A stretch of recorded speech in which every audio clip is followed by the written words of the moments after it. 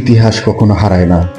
সময়ের গায়ে জমে থাকা ধুলোর নিচে সে লুকিয়ে থাকে, অপেক্ষায় থাকে একদিন কেউ এসে তাকে খুঁজে বের করবে। আজ আমরা চলেছি এমনই এক নিঃশব্দ সাক্ষীর কাছে, কুমিল্লার মুরাদনগরের জাহাপুর জমিদার বাড়ির গল্প শুনতে।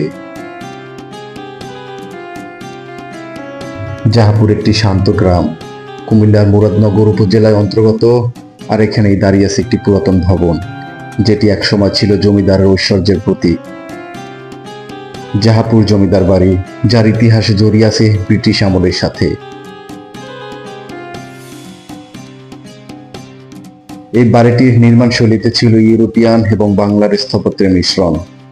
বিশাল দরজা, খিলানযুক্ত বারান্দা আর রঙিন কাচের জানালা, যা আজ অনেকটাই হারিয়ে গেছে সময়ের হাতে। জমিদাররা নাকি বসতেন এই উঠোনে, আর গ্রামবাসীরা হাজির হতো তাদের নানান অভিযোগ অনুরোধ নিয়ে।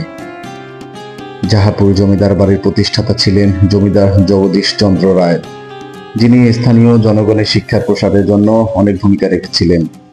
তবে সময়ের সাথে সাথে জমিদারির অবসান হয়, আর এই বাড়িও পড়ে যায় অযত্নে, অবহেলায়।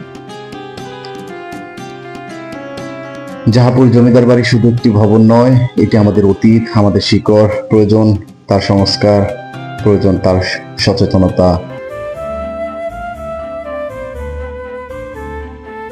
হয়তো কোনো একদিন এই ইতিহাস আবার প্রাণ ফিরে পাবে, আমাদের ভালোবাসায়, আমাদের চেষ্টায়। আসুন আমরা ইতিহাসকে ভালোবাসি, কারণ যাদের ইতিহাস নেই তারা ভবিষ্যতের দিকেও হারিয়ে ফেলে। আমি আমিনুল ইসলাম ছিলাম জাহাপুর জমিদার বাড়ির সামনে থেকে।